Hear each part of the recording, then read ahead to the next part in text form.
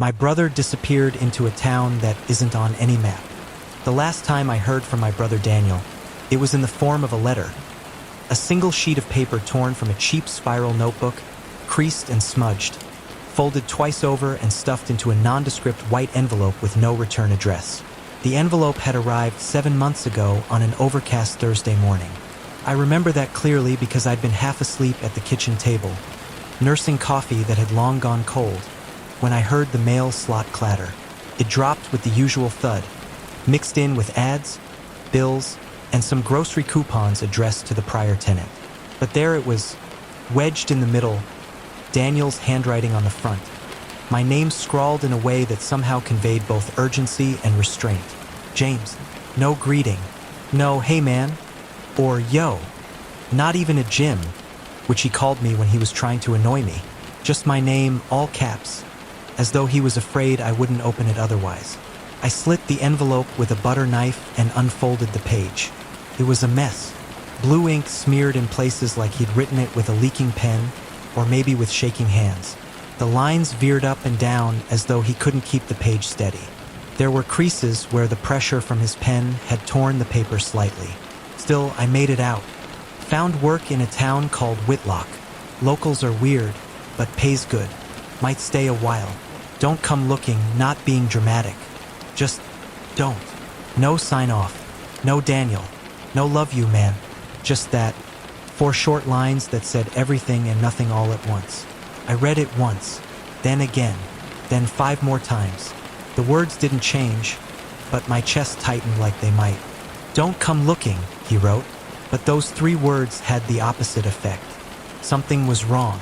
Daniel wasn't the kind of guy to vanish. He'd always been the more social of the 2 of us. Outgoing, restless, constantly on the move but never out of reach. When our parents died, it was Daniel who stepped up. He made sure I ate, made sure I didn't flunk out of college. Even after he left home, he called at least twice a week.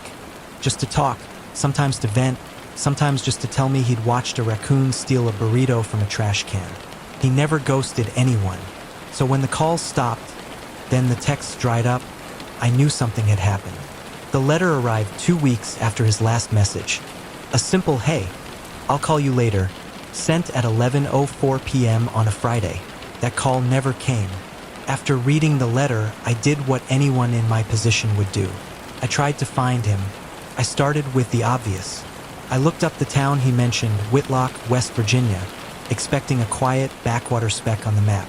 But I didn't find a Wikipedia page, or a weather forecast, or even a basic zip code.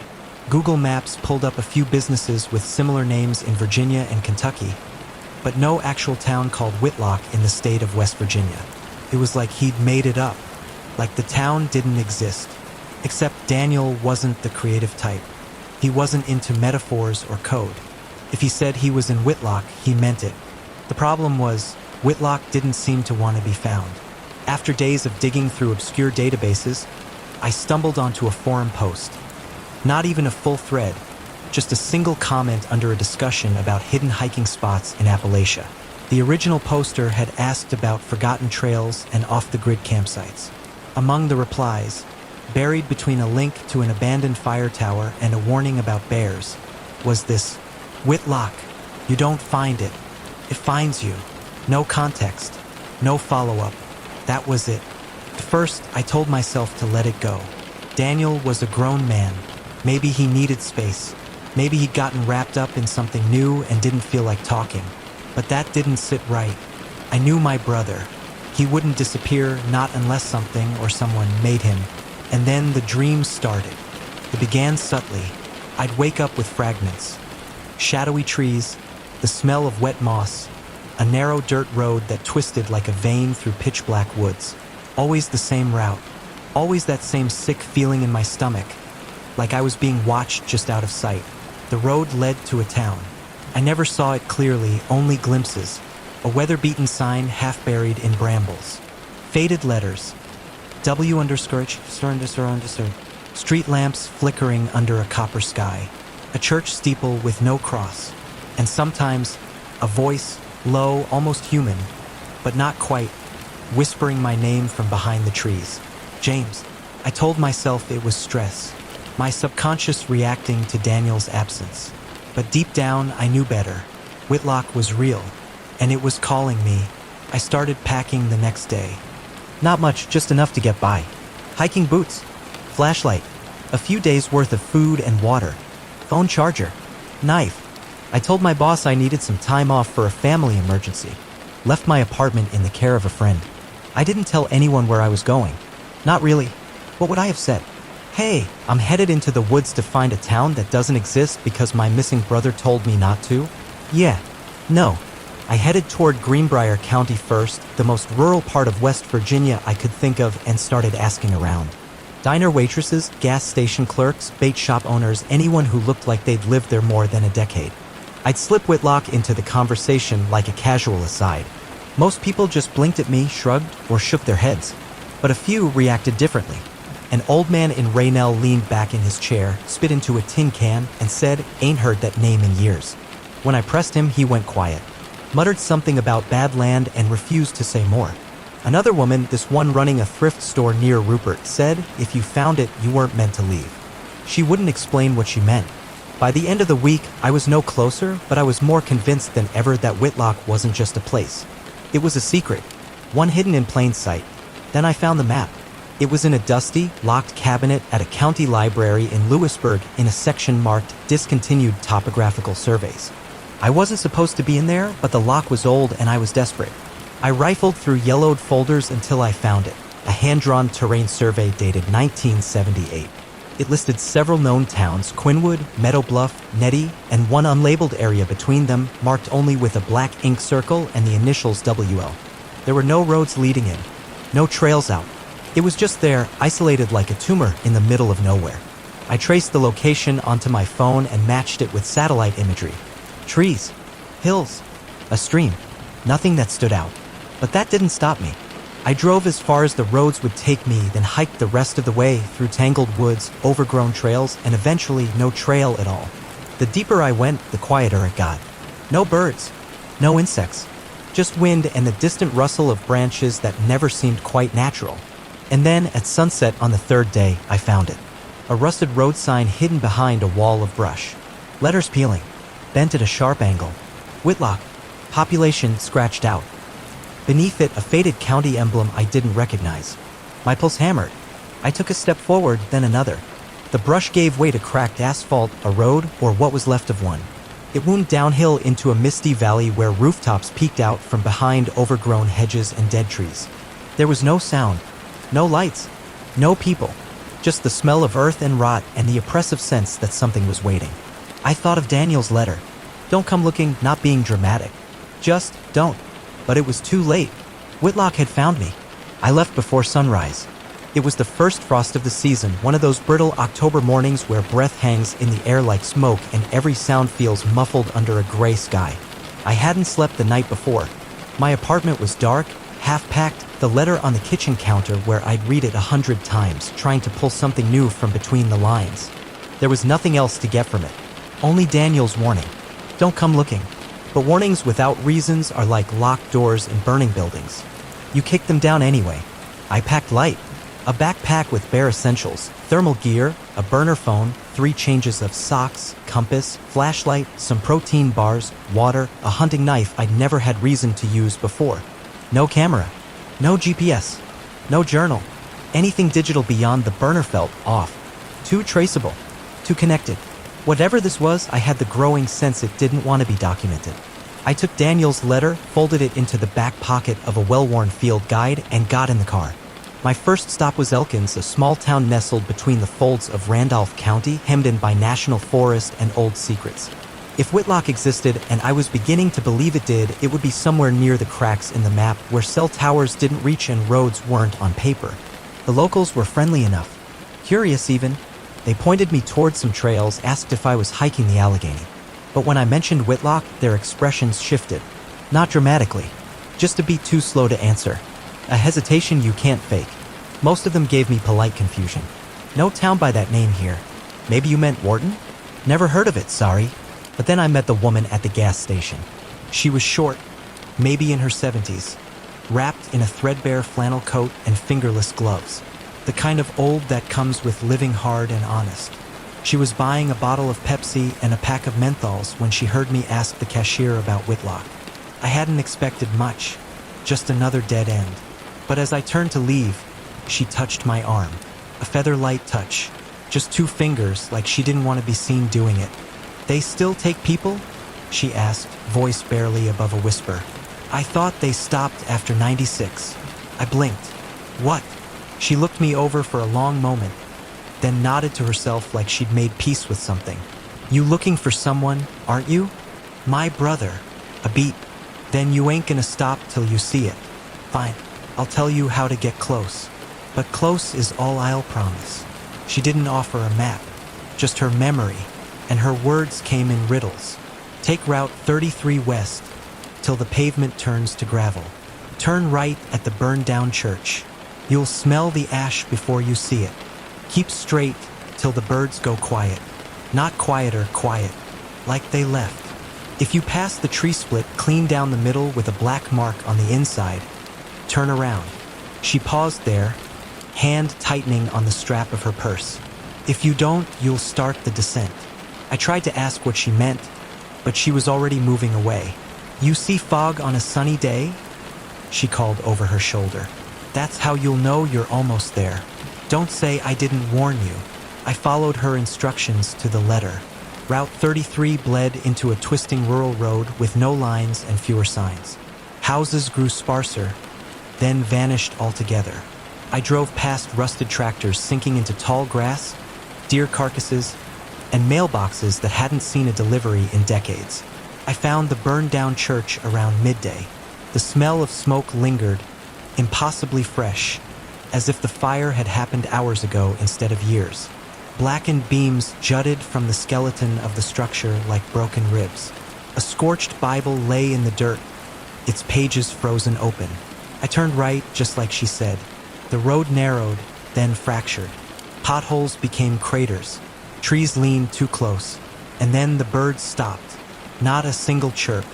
Not even the rustle of wings. I stopped the car and got out. No wind. No bugs. Just a silence so thick it had weight. Further on, I saw it, the tree. A great oak split clean down the middle like it had been struck by lightning. On the inside of the crack was a charred black scar, unnaturally smooth. I didn't turn around. A mile later, I saw the fog. Not the kind that rolls in with weather. This fog clung low and stubborn, unmoved by sun or wind. It hugged the gravel road like a veil, rippling faintly at the edges. It didn't look like moisture. It looked like breath. Just beyond it, set in the weeds, was a rusted metal sign. No text, just the faint impression that letters had once been there, long since worn away. The metal was pitted and corroded, streaked with something darker than rust.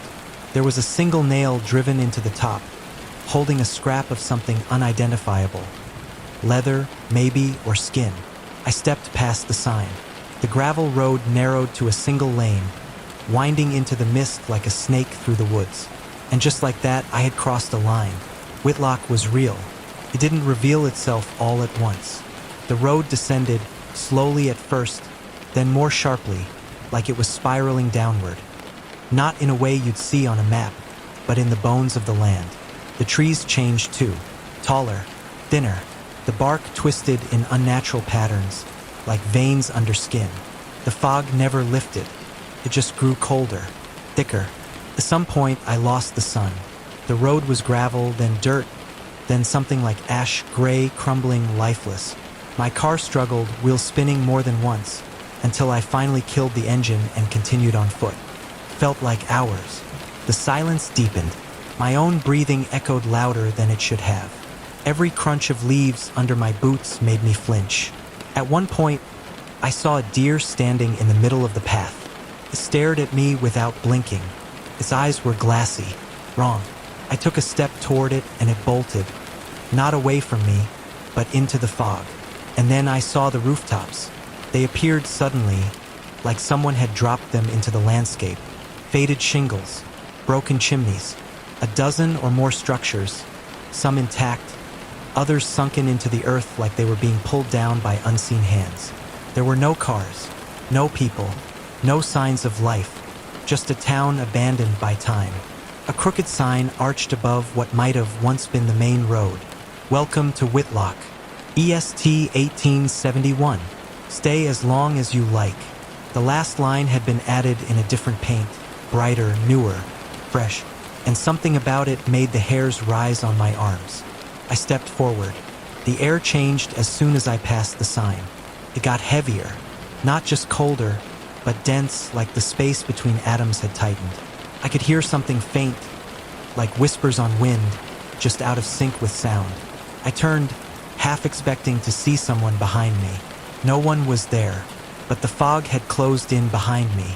The road I'd come down? Gone. There was no path back, only Whitlock ahead. I passed an old general store with boarded windows and shelves still visible through the gaps. Dust-covered cans. A register stained with what might have been mold or blood. A hair salon with a cracked mirror reflecting nothing. A barbershop pole still turning in slow, dying circles. And all around those houses, porch swings swaying with no wind. Windows open to empty rooms. It wasn't just abandoned. It was paused, like everyone had left at once. Or like they were still here, just hiding, watching. At the center of town stood a building taller than the rest, a town hall maybe, or a church. Its steeple rose high, crooked and flaking, and where the cross should have been was something else. A spiral, black, made of metal, mounted like an icon. I stared at it too long. The longer I looked, the more it seemed to twist, not in shape but in memory, like it was reaching into my thoughts and rearranging something. I blinked, turned away, heart racing. A noise echoed from the alley beside me. Soft, a shuffling step. I froze. "Hello," I called out. No answer, but I wasn't alone. I could feel it, like eyes behind curtains, breaths held behind doors. Whitlock was not abandoned. It was waiting. Whitlock looked like it had been built yesterday by someone who had only ever seen the 1800s in a dream. The dirt roads were soft with recent tracks, but I saw no wagons, no cars. No power lines ran overhead. The air smelled like old wood and iron. The houses were Victorian. Steep roofs, wooden shutters, deep porches with rocking chairs that creaked under no weight. They were in perfect condition. Too perfect. No chipped paint. No overgrowth. Even the lace curtains fluttering in the windows looked freshly washed. But everything was wrong, and it took my brain a while to catch up to why. Time had stopped, or worse, it had started over. I walked slowly, trying not to stare, but it was hard not to. Every building had that uncanny symmetry. Every door looked freshly oiled. Every lantern hung just so, with the exact same type of soot marking the glass. The entire town was dressed in permanence, frozen, but not abandoned. There were people, too. Not many. A handful. They didn't talk. They didn't wave. They didn't smile. They just looked not hostile, but not curious either. Like I was a detail they'd forgotten, then remembered too late to do anything about. Their eyes followed me with glassy blankness. Some stood on porches. Others stood in doorways. A woman stirred something in a pot over a fire, even though it wasn't cold enough to need it. One man, gaunt, with a beard like dried moss, sat beside a broken wheelbarrow, carving nothing into a piece of wood. The blade didn't even touch the surface. His fingers bled, but he didn't flinch. I asked him if he knew Daniel. He didn't answer, didn't even blink. I kept walking. The chapel stood in the center of town. It was the tallest building, a long, narrow structure with dark wood and sharp angles. No stained glass, no crucifix. The windows were shrouded by curtains, and its bell tower rose high above the fog line, where the sky looked wrong, darker than it should have been at that hour. The steeple had no cross, just the bell, and above the chapel's heavy doors, carved deep into the lintel, were the words, "They beneath, we above." It wasn't Latin. It wasn't stylized. It was recent, freshly painted into old wood. A locked iron chain hung over the handles. I didn't try to open it. A few buildings down, I found the general store. It looked like something from a ghost town exhibit. Wooden barrels outside. A cracked display window with tins of molasses and dusty jars of pickled vegetables. The bell above the door didn't ring when I opened it. Inside, it smelled like dried herbs and smoke. Shelves lined with goods no one had bought. Paper flour sacks, candles, salt, no modern packaging. Nothing newer than the mid-1900s. A man stood behind the counter, mid-30s maybe, with sandy hair and the hollowed look of someone who'd been breathing shallow for a very long time. His eyes didn't leave mine when I stepped in. He didn't say hello. He didn't say anything. I stepped closer.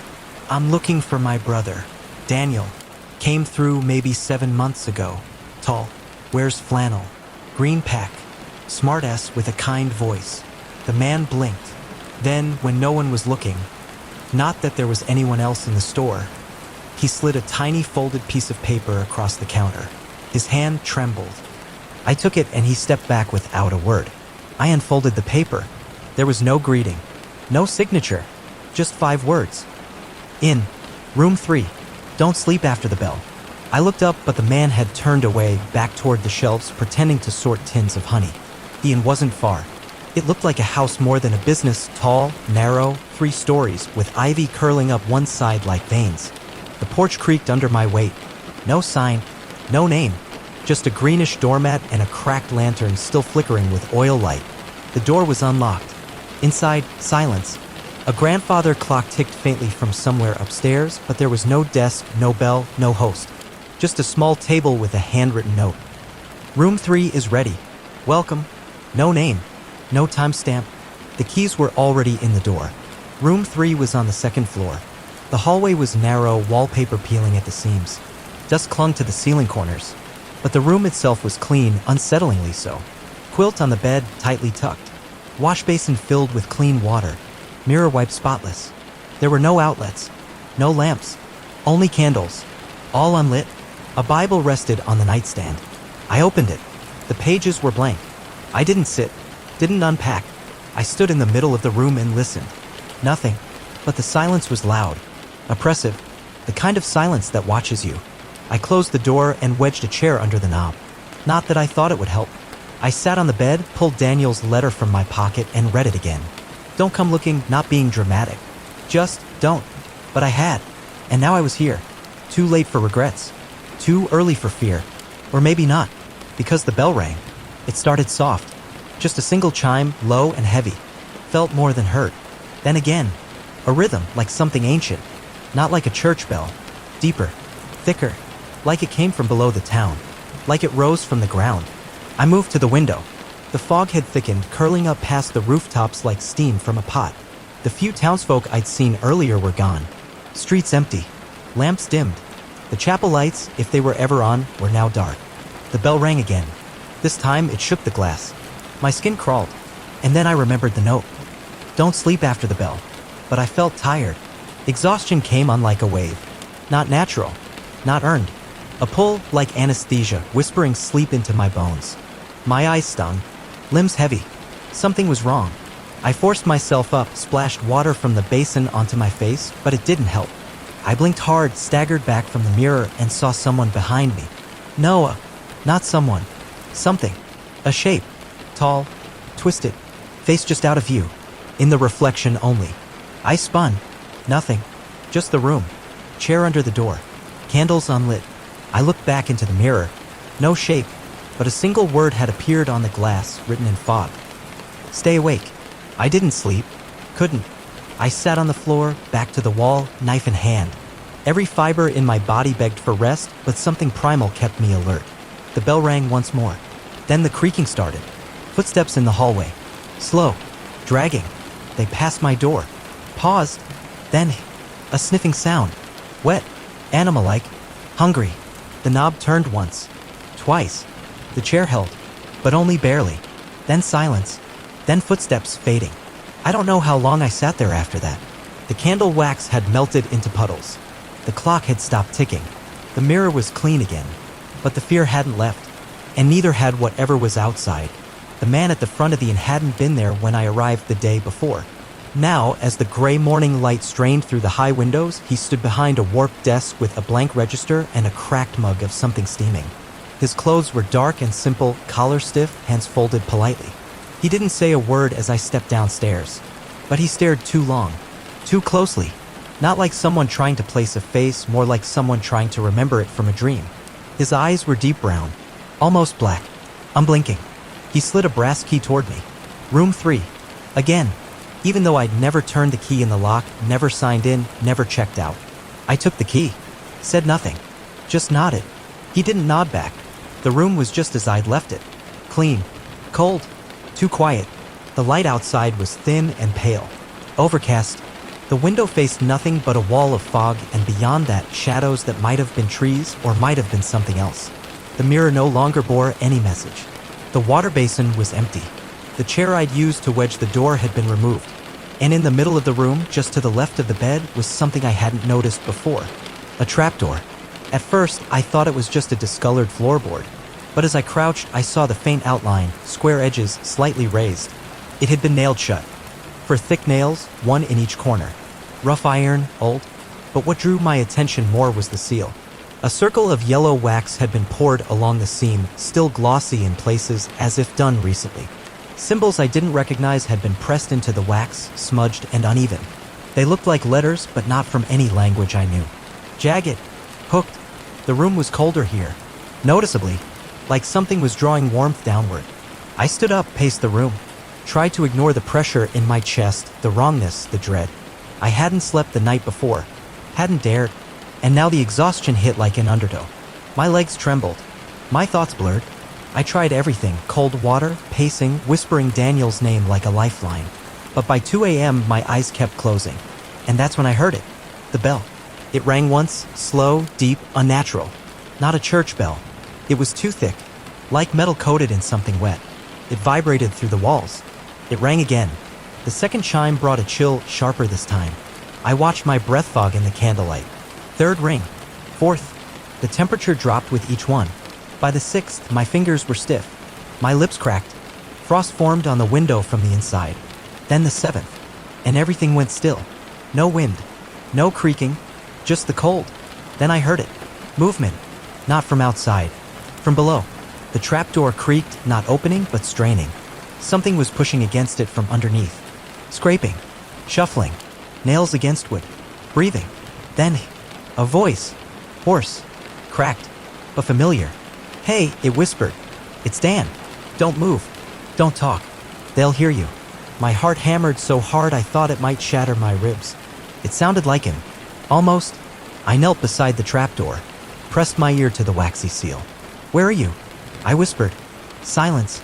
Then the voice returned. Only now it was slower. Testing the words. As if tasting them. Still getting used to the voice.